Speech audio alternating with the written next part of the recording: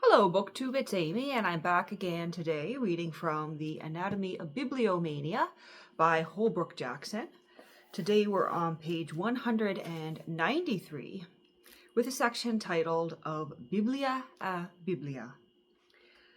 I must here insert some few farther words on preferences, for as I have already shown, the literary taste has an uneven surface. And there is a wide disparity between the predilections of readers, ranging from an enthusiastic universalism on the one part to a particularism on the other. What any man can write, surely I may read, said Lamb, but even for him there are things in the shape of books which he cannot allow for such. Among these books, which are no books, Biblia a Biblia, he includes court calendars, directories, pocket books, draft books, bound and lettered on the back, scientific treatises, almanacs, statutes at large, the work of Hume, Gibbon, in which few will support him, Robertson, Beattie, Soame Jenyns, and generally all those volumes which no gentleman's library should be without. The histories of Flavius Josephus, that learned Jew, and Paley's moral philosophy. With these exceptions, he repeats, I can read almost anything. And he did, and none to better effect. He even read books which were given to him, a thing which Oliver Wendell Holmes said never happened. He distilled the essence of books, following his whim, seeking even the gleam of exquisite writing, adoring and fondling fine phrases and purple patches, quip, crank, oddity of style, euphemisms, fine shades, nice meanings. Thus he came as an explorer in neglected realms upon the Elizabethans and the old dramatists, revelled in Shakespeare before the days of Bardoltery, and rediscovered Isaac Walton and Robert Burton. Among all your quaint reading, he asked Coleridge, did you ever light upon Walton's Complete Angler? It breathes the very spirit of innocence, purity, and simplicity of heart. Well, may he bless his stars for a taste so catholic and so unexcluding, thus supporting Southey's claims that your true lover of literature is never fastidious, for a fastidious taste is like a squeamish appetite, the one that has its origin in some distemper of the mind, and the other has in some ailment of the stomach. Your true reader, as like as not, is what Leigh Hunt calls a universalist. He puts up with difference of opinion by reason of his own very difference. A right upheld in a spirit of universal allowance, not a privilege arrogated by conceit. He loves all books because he is a thorough human being. The more you read, the more you want to read. Plurus facio quam relego, semper ut novum et quam repetidum. Some Latin there, and our footnote is just referring us to appetitus. Books stimulate the appetite, which reading seeks to appease, and readers would have it so. All's fish that comes to their net, and as the born reader can read anywhere, he can read anything, even Biblia a Biblia, which are a matter of taste, whim, fancy, for in the last resort, every man has his own Biblia a Biblia, as well as his Biblia. Théophile Gautier maintained that the dictionary was the best reading for a poet. So enamored was King Henry VIII of Roger Ascham's book on shooting that he gave him a living for it when that good ambassador and scholar Sir Henry Wotton was at Venice, ad annum 1609. He found the then principal subject of discourse in Italy, our good master's excellent work, Apologia pro juramento Fileticis, I think, which the devil fain would hurt, although France openly abused and Spain refused it. And our footnote is referencing us to the life and letters of Wanton. Sir Thomas Bodley was prejudiced against plays, proclamations, and almanacs, and he argued that Dr. James, his first librarian, against these comings into his library at Oxford, calling them riffraff and baggage books. There were many pamphlets not worth the custody in such a library. Some plays, he thought, might be worth keeping, but hardly one in 40, and having those few, such is the nature of malicious reporters, would be mightily multiplied by such as purpose to speak in disgrace of the library. If he erred in that opinion, he thought he would err with infinite others. Thomas Frognall Dibdin read, during his later years, little save title pages and bibliography for the purpose of his vast books in that science. But at college he read with gusto in many diverse authors, favoring history for the most part as Rushworth's collections. Henry's history was a sort of Hortus Adonis, always on his table. His authorities by the side of him. Hume was his sofa companion, and strange as may seem the juxtaposition, Burton's Anatomy and Gibbon's Decline and Fall were frequently lying upon the same sofa and table. Macaulay was contented when the humour took him to amuse his solitary hours with productions such as Percival Stockdale's memoirs and the 6 volumes of Miss Anna Seward's letters. On that curious tour in the Hebrides, Dr. Johnson and Boswell read enthusiastically little but what we should account Biblia, such as Ogden's Sermons on Prayer, Bishop Gastrell's Christian Institutes, Durham's Physico-Theology, Drummond's Travels, Dale on the Fathers, Lucas on Happiness, Gregory's Geometry, Gattacar on Lots and on the Christian Watch, a very learned book, Comments, Boswell, to which Johnson assents describing it as a treasure. Moore's dialogues and other works, now pretty generally forgotten or accounted dull and unreadable. But enjoy them as they did, they were not averse from dipping into Ovid's epistles, Burnet's History of Our Own Times, and the Bible. Samuel Pepys, as I have shown, could not make up his mind whether Hudibras was dull or bright, but Charles II had no doubts and used to carry in his pocket a copy of that work given to him by Buckhurst. There are, as we know, those who seek to lay down the law in this matter of dullness, but all those who so vigorously take sides do no more than add to the confusion.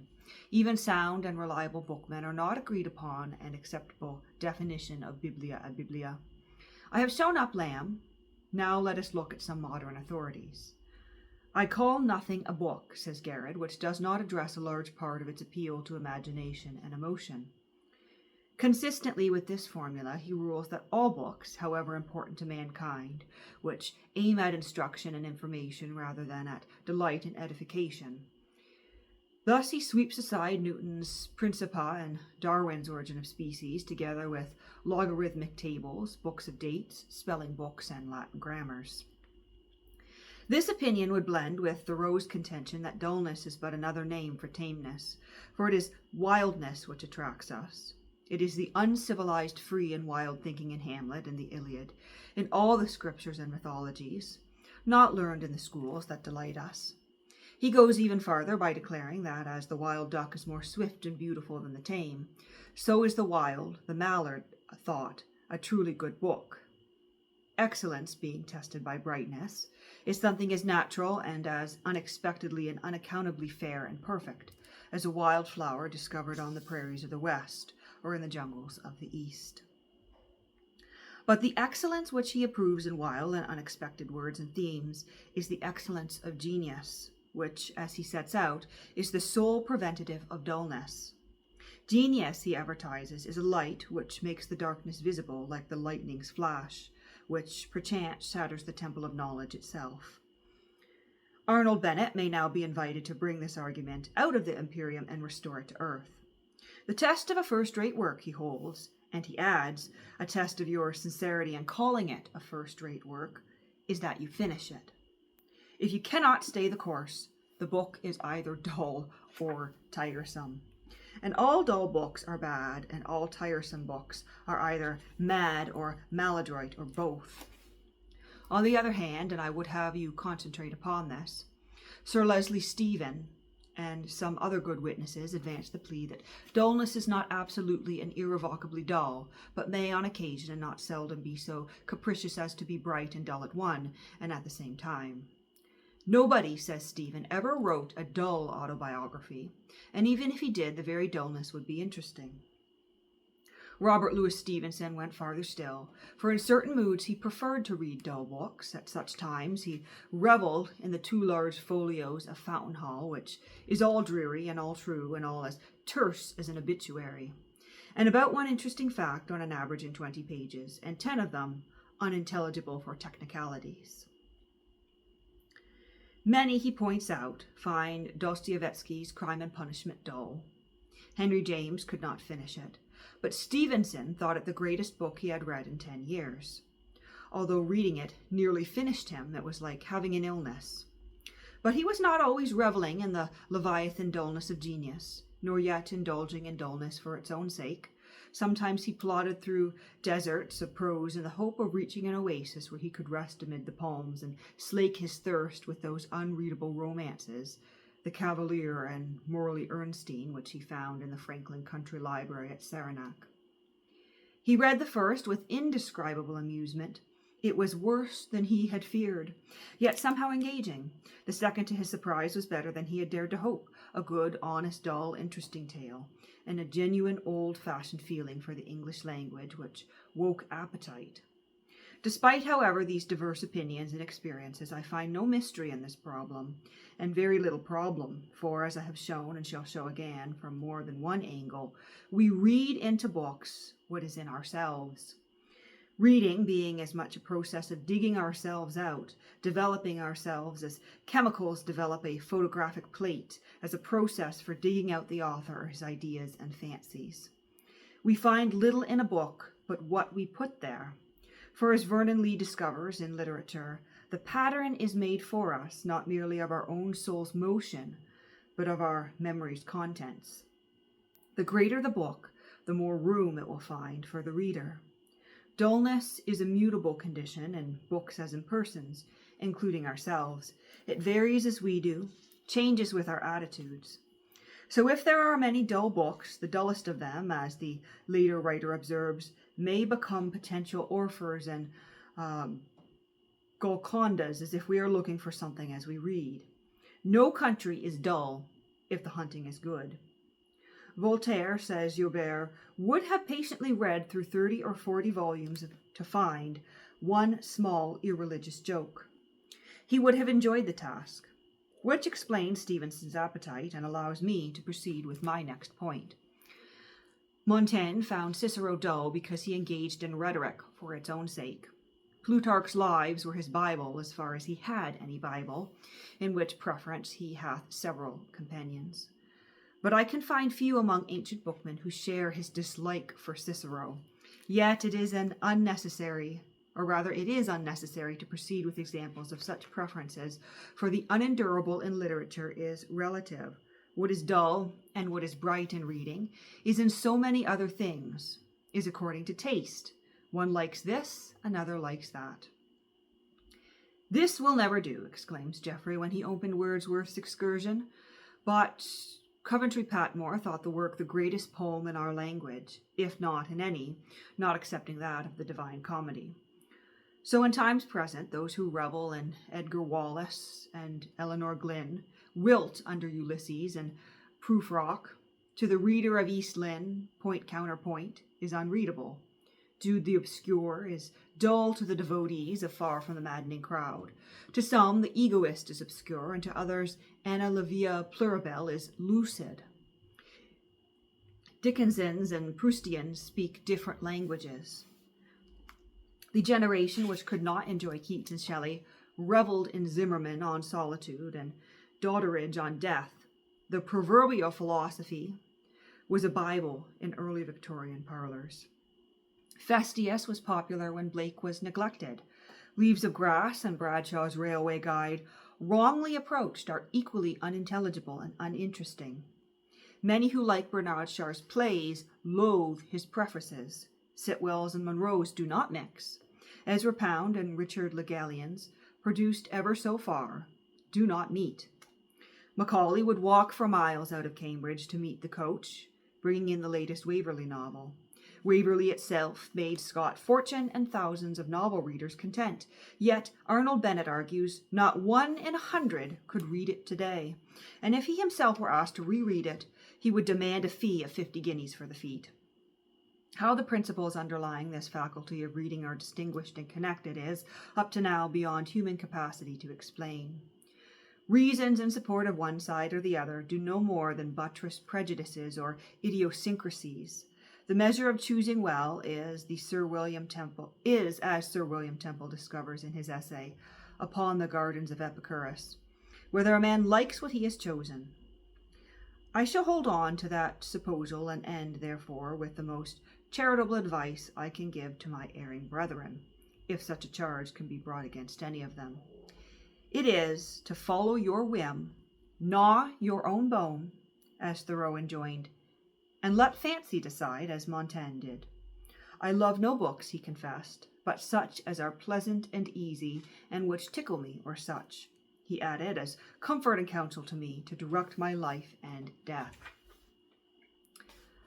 Silently creeping midst the wholesome wood, with care what's for a wise man and a good. And in his essay of books he makes no pompous pose. There is nothing I will trouble or vex myself about, no, not for science itself, what esteem soever it be of. I do not search and toss over books, for an honest recreation to please and pastime to delight my life, or myself rather. And if he studies, it is only to find out the knowledge of himself, or as aforesaid, to instruct himself how to die well and how to live well. The man of robust and healthy intellect, says Southey, who gathers the harvest of literature into his barns, threshes the straw, winnows the grain, grinds it at his own mill, bakes it in his own oven, and then eats the true bread of knowledge, and is on the right track. And if he bake his loaf upon a cabbage leaf, and eat onions with his bread and cheese, let who will find fault with him for his taste, not I. In the last resort, all proper bookmen are of his opinion, and they can exclaim out of Horace with Archdeacon Raingham, stretching himself at length in his Elizabethan chair in the midst of his plantains and elzevers. And we've got some lines in Latin here. Let's see if our footnote gives us a proper translation. So, stretching himself at length in his Elizabethan chair in the midst of his plantains and elzevers, let me have good store of books and assured food supply for the year, nor live in a flutter of doubtful hopes. 'Tis enough to pray to Jove for those things which he grants and takes away. The gift of life, of wealth, a contented mind I will get for myself. And that brings us to the end of that section there. The next one here is books preferred above all things, and we will be on page 198 next time around.